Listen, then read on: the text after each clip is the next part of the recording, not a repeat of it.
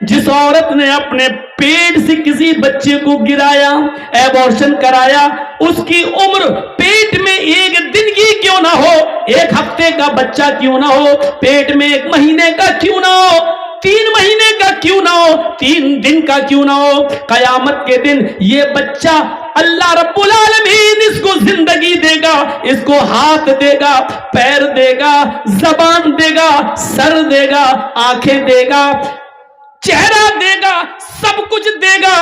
جاء یوم القیامہ ومعلق بین ثدیہ، یہ بچہ اپنے ماں کی دونوں پستانوں سے لٹکا ہوا آئے گا، اپنے ماں کے دونوں سینے سے لٹکا ہوا آئے گا۔ قیامت کے دن اس حال میں آئے گا کہ یہ بچہ اپنے ماں کی پستان سے دودھ چوس رہا ہوگا، دودھ کھینچ رہا ہوگا۔ اللہ رب العالمین کی آواز آئے گی، آئے بچے تجھے کچھ کہنا ہے؟ بچہ اپنے ماں کی پستان کو چھوڑ دے گا، یقول چیخے گا اور کہے گا یا ربی ہاذہ امی قتلتنی، اللہ یہ میری ماں ہے جس نے دنیا میں مجھے مار ڈالا تھا، اللہ یہ میری ماں ہے جس نے دنیا میں میری جان لے لی تھی، اللہ یہ میری ماں ہے جس نے دنیا میں مجھے قتل کر ڈالا تھا، اللہ یہ دنیا میں میری نہ بنی، آج تو اس کا مت بن، اللہ یہ دنیا میں میرا خیال نہ رکھ سکی، آج تو اس کا خیال نہ رکھ، آئے اللہ میری ماں کو جہنم میں ڈال دے، اللہ میری ماں کو تو جنت میں مت بھیج، اللہ اس نے دنیا میں مجھے پناہ نہ دی، دنیا میں مجھے آنے سے پہلے مار ڈالا، آئے اللہ تو بھی اس کو جہنم میں بھیج۔ وہ بچہ اللہ سے شکایت کرے گا، اللہ میری ماں کو دنیا میں جب اس نے مجھے نہیں وجود میں لائی تو اس کو جنت میں کیسے بھیج سکتا ہے، اے اللہ میری ماں کو تو جہنم میں ڈال دے۔ وہ بچہ اپنی ماں کو اللہ سے فریاد کر کے جہنم میں بھجوا دے گا۔ اگر کسی ماں نے، کسی عورت نے اگر یہ جرم کیا ہے تو جاؤ فجر کی نماز سے پہلے پہلے مصلی بچھاؤ، سجدے کرو اور اپنے روٹھے ہوئے رب کو منا لو، شاید اس کو رحم آ جائے تو تمہیں توبہ قبول کر کے بخش دے، ورنہ امید بہت کم ہے۔ جس نے دنیا میں اپنے بچے کو گرایا، تم تو حلال بچے گرا رہی ہو، اپنے شوہر کا بچہ گرا رہی ہو، صرف اس لیے کہ 3 لڑکیاں 4 لڑکیاں پہلے سے، چوتھی بھی لڑکی نہیں چاہیے، صرف اس لیے۔ اسلام نے تو حرام اولاد بھی گرانے کی اجازت نہیں دی، ناجائز بچہ بھی مارنے کی اجازت نہیں دی۔ وہ ایک عورت آئی تھی اللہ کے رسول کے پاس جس سے زنا ہو گیا تھا، حرام کام ہو گیا تھا، کہہ رہی تھی اللہ کے رسول مجھے پاک کر دو۔ اللہ کے نبی نے کہا کیا ہوا؟ کہا ایسا ایسا ہو گیا۔ آپ نے صحابہ سے کہا اس کو مار ڈالو، پتھروں سے ختم کر دو۔ صحابہ نے کہا اللہ چلو، اس نے کہا اللہ کے رسول میرے پیٹ میں بچہ ہے، اسی زنا کی پیداوار ہے۔ اللہ کے نبی نے کہا تو غلطی تیری ہے، تیرے پیٹ کے بچے کو کیسے مارا جائے؟ ابھی تجھے ماروں گا تو بچہ بھی مر جائے گا، جاؤ جب بچہ پیدا ہو جائے تب آنا۔ جب بچہ پیدا ہوا تب آئی۔ اللہ کے رسول نے کہا ابھی بھی تجھے نہیں مارا جا سکتا ہے، کیونکہ ابھی بچہ تیرا دودھ پیتا ہے، اس کے ہونٹوں میں دودھ لگا ہے، اور محمد ظالم نہیں ہے جو اس بچے کا حق مار دے، نہیں، ابھی اس کو دودھ پلاؤ، جب روٹی کھانے لگے تب آنا۔ سوچو، حرام بچہ تھا، ناجائز بچہ تھا، جنگل میں بکریاں چرانے والے کسی چرواہے سے اس عورت نے زنا کر لیا تھا، پہاڑ کی کہ دامن میں زنا ہوا تھا، جنگل میں جھاڑی میں زنا ہوا تھا، لیکن اللہ کے رسول صلی اللہ علیہ وسلم نے اس ناجائز بچے کو بھی گرانے کی اجازت نہیں دی، جبکہ اس بچے کا باپ اس دنیا میں پتہ نہیں کون ہے، نہ اس نے ایکسپٹ کیا کہ میرا بچہ ہے، اور آج تک حدیث کی کتابوں میں اس بچے کا باپ کا پتہ نہیں ہے کہ کون ہے۔ میرے بھائیوں ذرا تصور کرو، اللہ چاہتا تو نبی کو بتا سکتا تھا کہ اس بچے کا باپ فلاں ہے، لیکن اللہ نے بھی نہیں بتایا، اس لیے کہ کسی کا معاملہ چھپا ہے تو چھپا رہنے دو، شاید وہ توبہ کر لے اور اللہ رب العالمین اس کو معاف کر دے۔ لیکن اگر کسی کو معلوم ہے تو اس کو ننگا کرنے کی ضرورت نہیں ہے، اگر کسی کا عیب چھپا ہے تو اس کو چھپانے کی کوشش کرو، کسی کی برائی چھپی ہے تو چھپاؤ، اس کو اجاگر مت کرو، اس لیے کہ توبہ کے دروازے کھلے ہوئے ہیں۔ اللہ رب العالمین کب کس کو بخش دے اور کس کو معاف کر دے۔ میری بہنوں، میری ماں، میری قوم کی بیٹیوں، سنو، جب ناجائز بچے کو گرانے کی اجازت نہیں ہے تو حلال بچہ، جائز بچہ، اس کو کیسے گرایا جا سکتا ہے؟ یہ اندھیرا تھا عرب کی سرزمین پر, یہ گناہ تھے عرب کی سرزمین پر. اگیان ہیتو کرت موہ مدان دیکارم ناشم ودھایم ہتدودیتے. محمد اس دنیا میں آئیں گے, اندھیرے کو ناش کر دیں گے, اندھیرے کو مٹا دیں گے. آپ اس دنیا میں آئے اور آپ نے اندھیرے کا خاتمہ کیا, آپ نے اس طریقے سے اندھیرے کو مٹایا. پھر عورت کو عزت دی, پھر عورت کو سمان دیا. میری بہنوں, میری قوم کی بیٹیوں, تم کہاں عزت ڈھونڈ رہی ہو؟ اسلام نے تمہیں جو عزت دی, اللہ کی قسم دنیا کے کسی دھرم میں اور مذہب میں وہ عزت نہیں ملے گی. تم کہتی ہو ہمیں اسلام نے پردے کی 4 دیواری میں قید کر دیا ہے, چہرہ تک نہ دکھاؤں, ہاتھ کی ہتھیلیاں بھی نہ کھولوں, پیروں میں بھی ساکس پہنوں, ہاتھوں میں گلیوز پہنوں, پھر ہم ترقی کیسے کریں گے؟ میری بہنوں, تمہاری شکایت اپنی جگہ پر صحیح ہے, لیکن مجھے بتاؤ, ایمانداری کے ساتھ بتاؤ, اس روڈ پر 2 سگی بہنیں جا رہی ہوں, 2 سگی سسٹر جا رہی ہوں, دونوں 1-2 سال کی عمر کا فرق ہو, ایک کی عمر 18 سال ہو, ایک کی عمر 20 سال ہو. ان دونوں سگی بہنوں میں, ان دونوں حقیقی بہنوں میں, ایک برقع اوڑے ہوئے ہو, نقاب لگائے ہوئے ہو, ہاتھوں میں گلیوز پہنے ہوئے ہو, پیروں میں ساکس ہو, چہرہ چھپا ہوا ہو, اس کے سر کا ایک بھی بال دکھائی نہ دے رہا ہو, یہ بھی سڑک پہ جا رہی ہے, اور اسی کے بغل میں اس کی سسٹر ہے, اس کی بہن ہے, وہ جینز پہنے ہوئے ہے, وہ ٹی شرٹ پہنے ہوئے ہے یا اسکرٹ پہنے ہوئے ہے, اس کے بال کھلے ہوئے ہیں, اس کی لپسٹک لگی ہوئی ہے, اس نے میک اپ, پاؤنڈز کریم اور فیئر اینڈ لولی اتنی لگا رکھی ہے جو اس کے چہرے پر نمایاں ہے, دکھائی دے رہی ہے, اس نے پرفیوم بھی مار رکھا ہے اپنی باڈی پر. میری بہنوں, ایمانداری کے ساتھ بتانا, جرجیز کا چہرہ دیکھ کر فیصلہ مت کرنا, اپنے دل کی گواہی بتانا. ان دونوں سگی بہنوں میں چوراہے پر جو لڑکے کھڑے ہیں, شرارتی ہیں, چھچورے ہیں, ان کو ان کے ماں باپ نے اچھی تربیت نہیں دی ہے, وہ دوسروں کی ماں بہنوں کو تکتے رہتے ہیں, ان کے اندر یہ برائی ہے. تم اپنے دل سے فیصلہ کرنا, ان دونوں سگی بہنوں میں وہ چوراہے پر کھڑے ہوئے لڑکے کس لڑکی کو چھیڑیں گے اور کس کو پریشان کریں گے. آپ نے اپنے دل کی گواہی بتانا, جرجیز کا چہرہ مت دیکھنا کہ جرجیز کیا کہہ رہا ہے, اپنے دل سے پوچھو کہ ان دونوں سگی بہنوں میں وہ لڑکے کس کو چھیڑیں گے. آپ کا اندر سے گواہی یہی ہوگی, دل اندر سے یہی کہے گا, اسکرٹ والی کو, جینس والی کو, جس کے بال کھلے ہیں اس کو, جس کی لپسٹک لگی ہے اس کو چھیڑیں گے, طنز ماریں گے, چڑھائیں گے, تانے ماریں گے, آواز کسیں گے, نقاب والی کو کچھ نہیں کہیں گے. قرآن نے یہی تو کہا ہے کہ تم جب روڈ پر چلو, سڑک پر چلو, کسی ضروری کام کے لیے نکلو, قل للمؤمنات یغضضن من ابصارهن ويحفظن فروجهن ولا يبدين زینتهن. قرآن نے یہی تو کہا ہے کہ اپنی نگاہوں کو نیچا رکھو, ويحفظن فروجهن, اپنی شرمگاہ کی حفاظت کرو,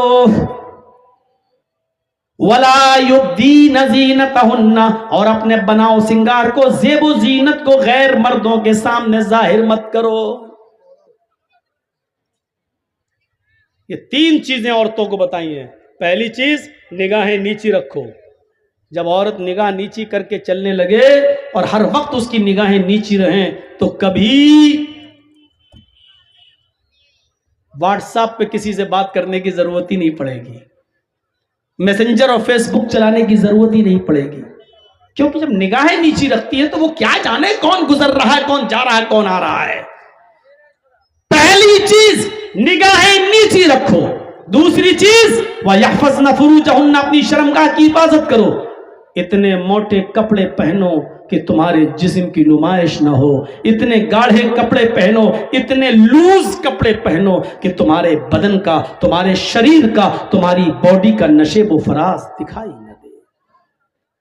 تیسری چیز وَلَا يُبْدِينَ زِينَتَهُنَّ, اور اپنے بناؤ سنگار کو اپنے میک اپ کو غیر مردوں کے سامنے ظاہر نہ کرو. اس کا مطلب یہ کہ اپنے مردوں کے سامنے ظاہر کر سکتی ہیں, اپنے شوہروں کے سامنے ظاہر کر سکتی ہیں. لپسٹک کوئی بری چیز نہیں ہے, لیکن گھر میں لگائیے,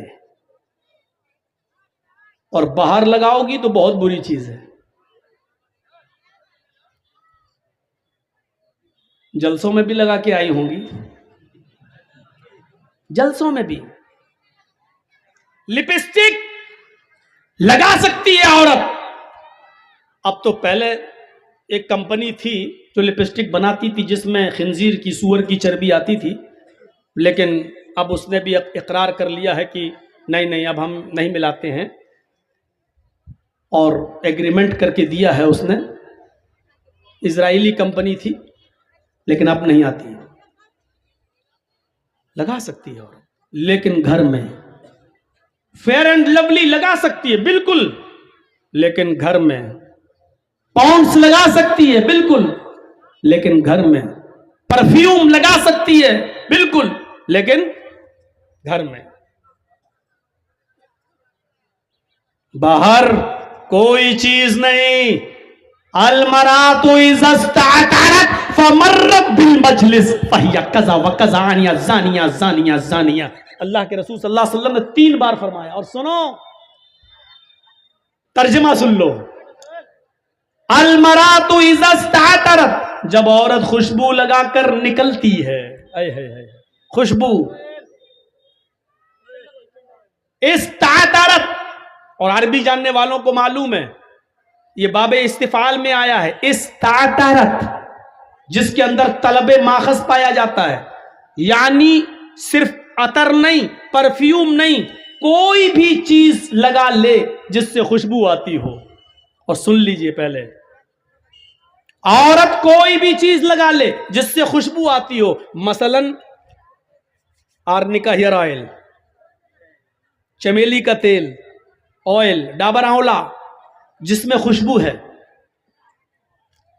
استعطرت باب استفعال میں طلب ماخذ, ہر وہ چیز جس کے اندر خوشبو اڑتی ہو, خوشبو لگتی ہو, یہ چیز عورت گھر میں لگا سکتی ہے. لیکن اگر یہ لگا کر گھر سے باہر نکلی, فمرت بالمجلس, اور جہاں لوگ بیٹھے ہوتے ہیں ان کے سامنے سے گزری, یعنی راستے میں چلتی ہے, چوراہے پہ جاتی ہے, دکانوں سے گزرتی ہے, دکانوں پہ جاتی ہے, فہیا کذا و کذا, وہ ایسی ہے, وہ ایسی ہے, وہ ایسی ہے.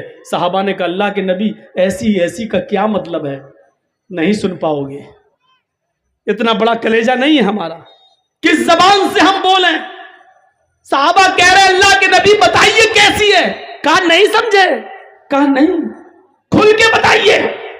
اللہ کے نبی نے کہا آنی الزانیہ, الزانیہ, الزانیہ, وہ بدچلن ہے, وہ بدچلن ہے, وہ بدچلن ہے. کلیجہ ہو تو سنو, اور اگر سننے کا کلیجہ نہ ہو تو مولوی جرجیز کو بلانا چھوڑ دو, اور بلاؤ گے تو سننا پڑے گا. تمہیں نہیں, تمہارے باپ کو بھی سننا پڑے گا.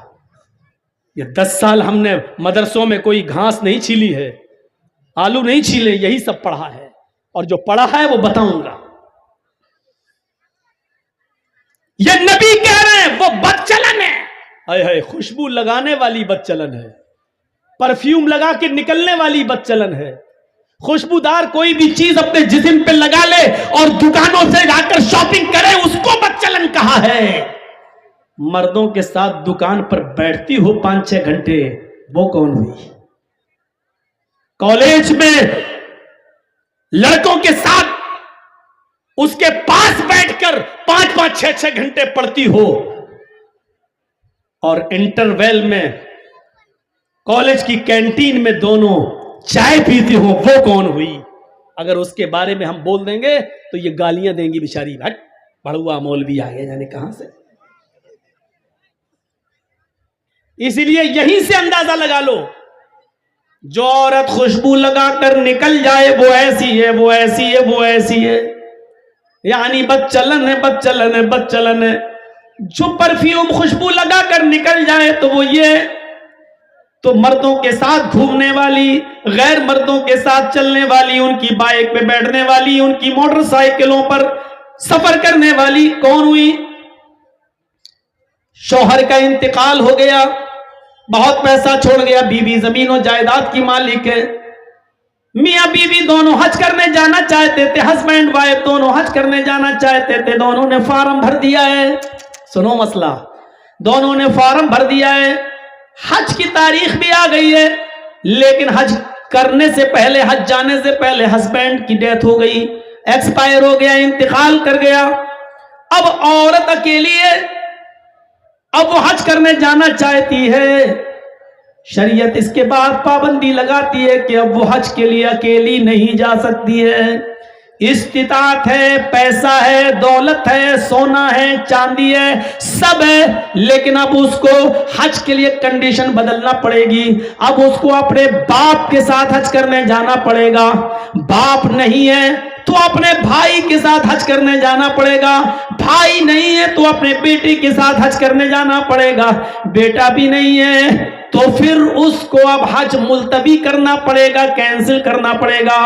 صاحب وہ تو استطاعت ہے، پیسے والی ہے، اس کے اوپر تو حج فرض ہے، لیکن اسلام یہ کہتا ہے جب اس کا شوہر انتقال کر گیا، اس کا باپ نہیں ہے، بیٹا نہیں ہے، بھائی نہیں ہے، تو اب اس عورت کو اکیلے حج کی اجازت نہیں ہے۔ اب وہ عورت ایک دینی کام کے لیے، حج کے لیے اگر اکیلی نکل رہی ہے، خانہ کعبہ بھی پہنچ جاتی ہے، صفا مروہ کے چکر بھی لگا لیتی ہے، سارے ارکان بھی کر لیتی ہے، لیکن اکیلے جاتی ہے تو اللہ کی قسم اس کا حج نہیں ہے، اس کا حج نہیں ہے، اس کا حج نہیں ہے، وہ حج کا ایک ثواب اس کو نہیں ملے گا، بلکہ الٹا گناہ پڑے گا، الٹا اس کے اوپر عذاب پڑے گا۔ اس لیے عذاب پڑے گا کیونکہ اس عورت کے اوپر اب حج فرض نہیں تھا، اس لیے کہ اس کے اوپر سے حج کینسل کر دیا گیا، کیونکہ اس کو لے جانے والا کوئی محرم نہیں ہے۔ میری بہنوں، حج جیسے مقدس مقام پر عورت اکیلی نہیں جا سکتی ہے، جہاں کسی کی عزت نہیں لٹ سکتی ہے، جہاں سب لبیک لبیک کہتے ہو، ایسی مقدس جگہ پر بھی تم اکیلی نہیں جا سکتی ہو، حج ایسی عبادت کے لیے بھی تم اکیلی نہیں جا سکتی ہو، یہ تمہارے کلیجے کہ تم بازاروں میں اکیلی چلی جاتی ہو، تم کالجوں میں اسکولوں میں اکیلی چلی جاتی ہو، اپنے گھروں سے نکل کر تم اپنے میکے اکیلی چلی جاتی ہو، یہ کلیجہ ہے تمہارا۔ شریعت تو تمہیں گھر سے باہر نکلنے کے لیے بھی اکیلے اجازت نہیں دیتی ہے، اگر تمہیں گھر سے باہر بھی نکلنا پڑے تو اپنے شوہر کے ساتھ جاؤ، اگر شوہر نہ ہو تو اپنے بھائی کے ساتھ جاؤ، بھائی نہ ہو تو اپنے بیٹے کے ساتھ جاؤ، اکیلے شریعت عورت کو اکیلے گھر سے نکلنے کی اجازت نہیں دیتی ہے۔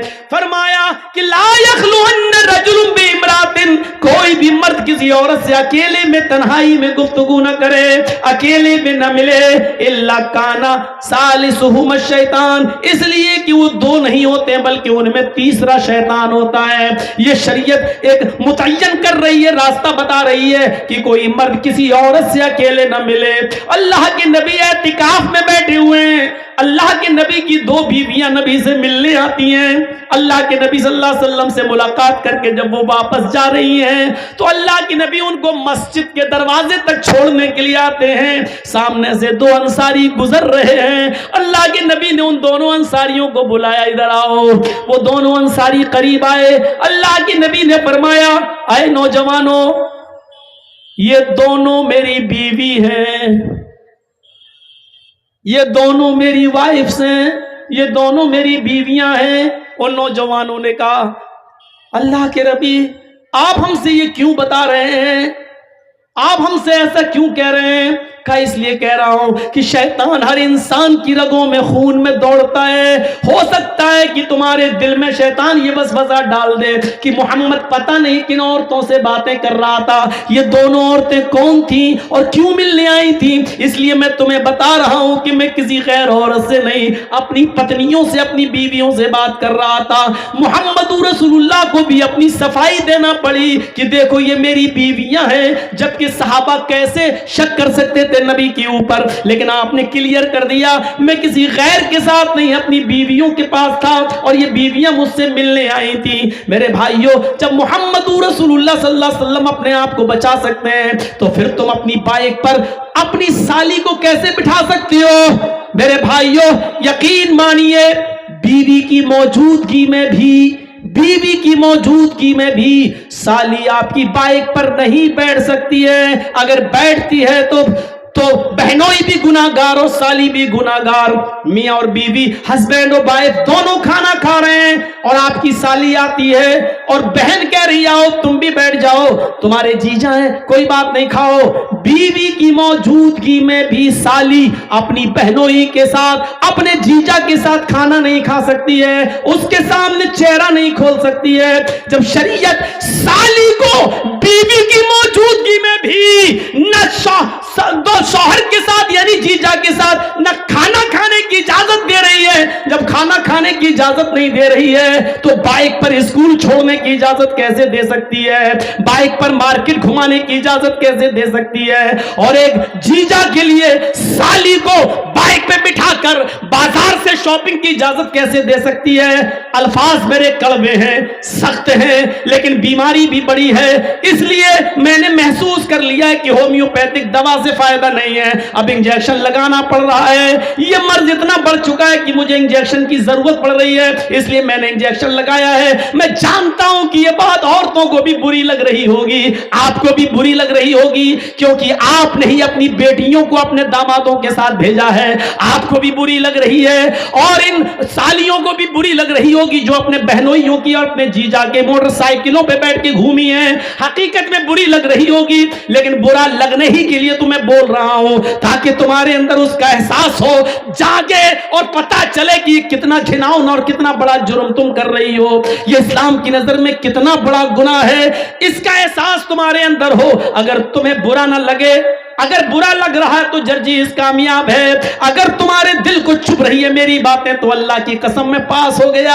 اگر میری باتیں تمہیں کھٹک رہی ہیں تو اللہ کی قسم میں اپنی تقریر میں کامیاب ہو گیا. اگر میری باتیں تمہیں بری لگ رہی ہیں تو اللہ کی قسم میں اب کامیاب ہو گیا. لیکن ہماری باتیں اگر تمہیں بری نہیں لگ رہی ہیں اور تم نے سوچا ہے کہ ہم سن لیں گے, عمل تو کرنا ہی نہیں ہے, مزے لینے کے لیے آئی ہو, تو معاف کیجئے کہ یہ جلسہ بیکار ہے, میری تقریر بیکار ہے, آپ کا یہاں بیٹھنا بیکار ہے, کیونکہ پوری رات آپ آنکھیں پھوڑ رہے ہیں, ثواب آپ کو ایک نیکی کا نہیں ملے گا.